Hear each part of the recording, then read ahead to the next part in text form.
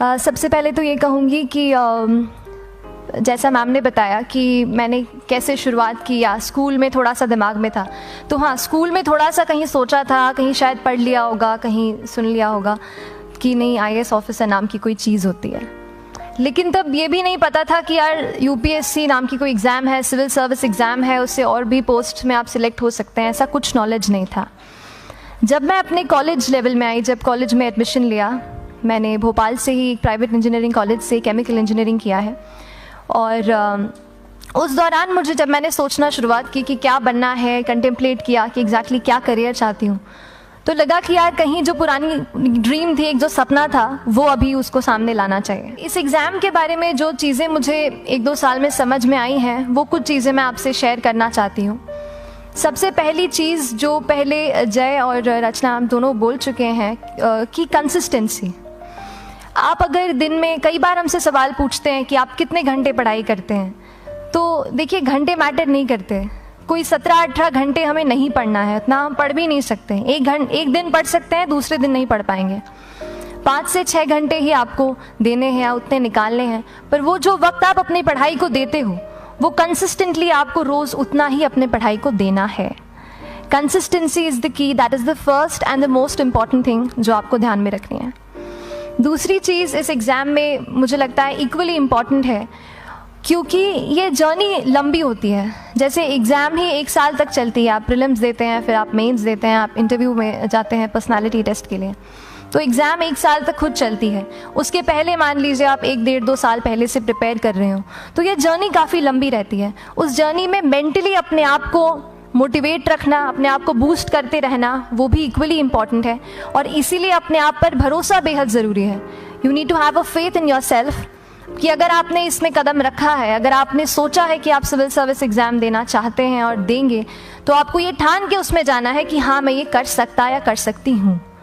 ये एक अपना मोटिवेशन, अपने साथ एक फेथ, बिलीफ अपने ऊपर आपको हमेशा रखना है। कमिंग टू प्रेपरेशन की कैसे तैयारी करनी है, बहुत सारी बातें आप सुन चुके हैं कि आंसर राइटिंग में कैसे करना होता है, आंसर राइटिंग का स्ट्रक्चर कैसा होना चाहिए। तो मैं शुरू में सबसे पहले ये कहूँगी कि मेरे प्रिपरेशन का बेस 2 चीज़ें रहीं। पहला था करंट अफेयर्स। करंट अफेयर्स इसलिए मैंने उसको उसी से शुरुआत की क्योंकि करंट अफेयर्स सबसे इंटरेस्टिंग पार्ट होता है। कई बार आपको हिस्ट्री कभी बोरिंग लगेगी, कई बार आपको लगेगा ज्योग्राफी इतना, कभी हर किसी के अपने अपने फेवरेट्स होते हैं। तो मुझे वो जो सब्जेक्ट्स लगते थे कि यार इतना मन नहीं करता है, लेकिन न्यूज़पेपर्स और करंट अफेयर्स में जो भी नया चल रहा है वो मुझे हमेशा इंटरेस्टिंग लगता था। इंटरनेशनल रिलेशंस में क्या हो रहा है, क्या सोशल रियलिटीज़ हैं, कहाँ क्या हुआ, उसका क्या इम्पैक्ट पड़ेगा एडमिनिस्ट्रेशन पे और हमारी कंट्री पे, तो उसको आप अपना एक बेस बना सकते हो। आप करंट अफेयर्स बेस्ड प्रिपरेशन कर सकते हैं, इसलिए भी क्योंकि अगर आप मेंस एग्ज़ाम देखेंगे तो काफ़ी डायनामिज्म आ गया है, केवल प्रीलिम्स में नहीं बल्कि जनरल स्टडीज़ पेपर 2, पेपर 3 में भी आप देखेंगे कई सारे ऐसे सवाल हैं जो करंट इवेंट्स से इंस्पायर्ड होते हैं, उन पे बेस्ड रहते हैं। तो जब आप न्यूज़पेपर बेस्ड, करंट बेस्ड पढ़ाई करते हैं तो वो आपका प्रिपरेशन वहाँ से भी कवर हो सकता है। दूसरी जो चीज़ मैंने जिस पे बहुत फोकस किया वो थी आंसर राइटिंग।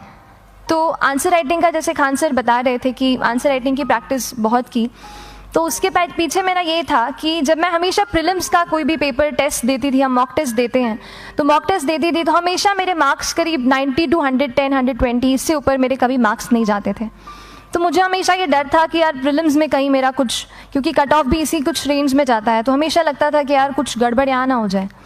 लेकिन जब मैंने आंसर राइटिंग की और मेंस एग्ज़ाम के बारे में जाना, तब मुझे लगा कि आंसर राइटिंग एक ऐसी चीज़ है, मेंस एक ऐसा फेज़ है सिविल सर्विस एग्ज़ाम का जहाँ पे आप अच्छे से तैयारी कर सकते हैं। And if you have written the answers, if you know कि you have covered the points well, if you have included उसमें कुछ आपने facts, international reports, government schemes, आपने कुछ ऐसे उसमें सॉल्व भी डाला है, तो जो रिज़ल्ट आएगा वो सेटिस्फैक्ट्री ही आएगा, अच्छा ही आएगा।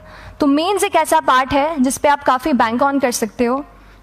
मैं जब पर्सनालिटी टेस्ट भी मैंने दिया, तो इस बार भी आप नंबर्स देखेंगे तो आसपास की रैंक के हिसाब से मेरे नंबर्स उसमें कम हैं, लेकिन it is just the general studies and the answer writing part, जो मेंस के जो वो है मार्क्स हैं या मेंस का जो एक फैक्टर रहा, वो मेरे लिए सबसे ज़्यादा इंपॉर्टेंट डिसाइडिंग फैक्टर रहा है।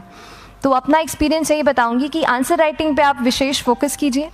जैसा स्ट्रक्चर आपको बता ही चुके हैं कि इंट्रोडक्शन में कैसे आपको शॉर्ट रखना है, बॉडी एंड देन कंक्लूजन। उसमें छोटी चीज़ जैसे मैं अभी मेंशन कर रही थी, आप एक इंश्योर कीजिए कि देखिए जो भी एग्जामिनर आपकी कॉपी चेक कर रहे हैं वो दिन में 10, 15, 20 कॉपीज़ चेक कर रहे हैं, तो उन सब से आपको अलग कैसे आप अपनी कॉपी दिखा सकते हो, ये चीज़ आपका प्रेजेंटेशन और आप जिस तरीके से आंसर लिखते हो कंटेंट को, वो मैटर करेगा। आप इंश्योर कर सकते हैं कि आपके आंसर में कुछ फैक्ट्स, गवर्नमेंट की स्कीम्स, कुछ कमिटीज़ बैठती हैं, जैसे एक प्रिवेसी पे justice BN Shri Krishna committee की रिपोर्ट आई है, तो आप मान लीजिए आपको कोई प्रिवेसी पे सवाल आ गया तो आपने उन कमेटी का नाम कोट कर दिया। ऐसे बहुत सारी कमिटीज़ होती हैं। कुछ इंटरनेशनल रिपोर्ट्स आते हैं, वो आप उनको इनके बारे में लिख सकते हैं।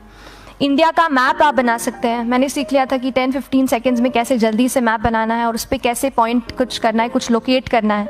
तो ये कुछ ऐसी चीज़ें हैं जो आपके आंसर्स को एनरिच करेंगी और प्रेजेंटेबल बनाएंगी। तो इस तरीके से आंसर्स पे जैसे हम क्लास करते हैं, लेकिन उसके साथ साथ आपको ये कोशिश करनी है कि 1 से 2 आंसर पर डे आपको ज़रूर लिखने ही लिखने हैं, apart from the test series that you are doing.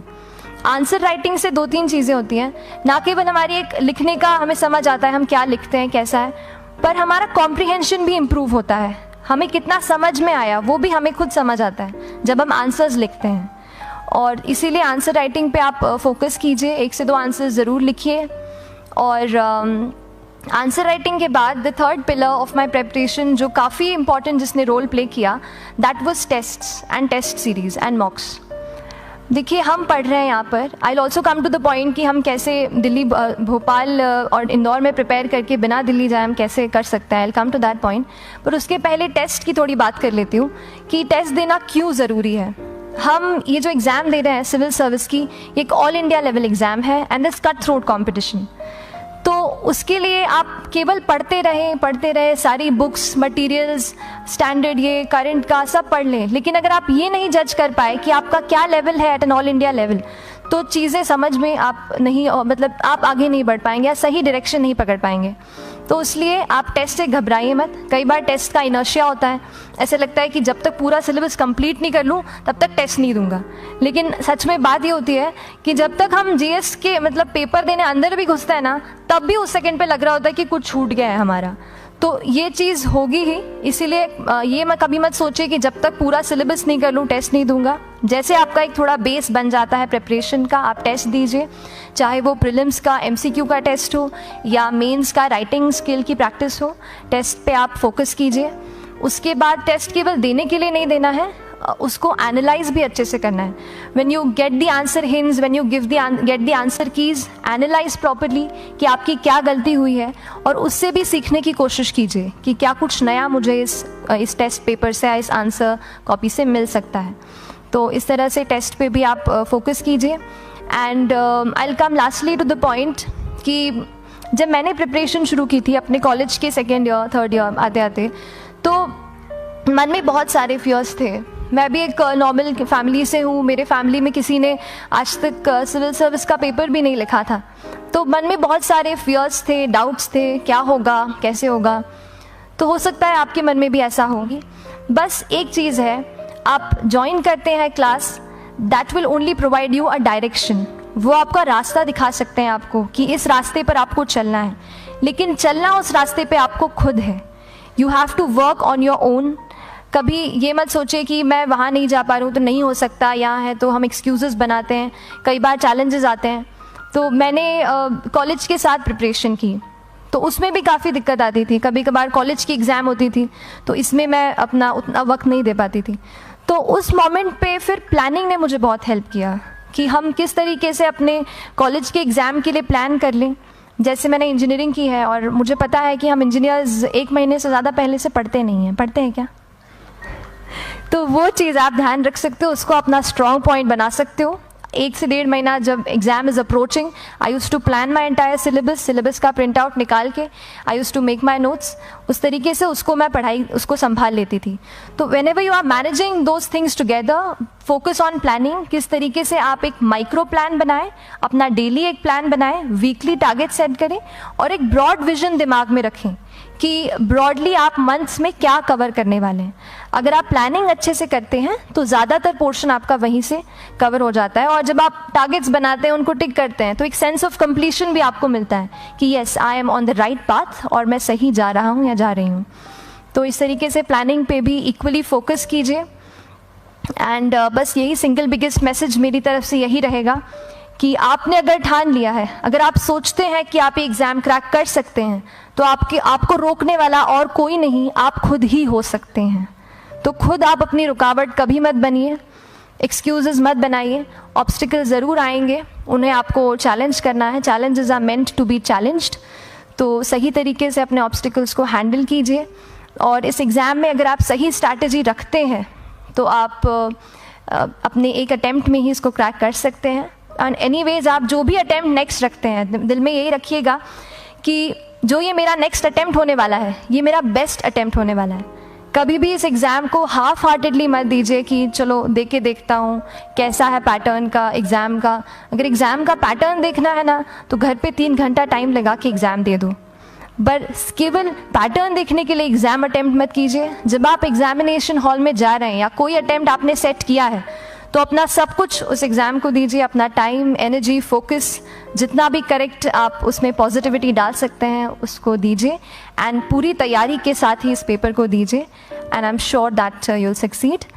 So till then, all the very best to you and good luck. Thank you so much.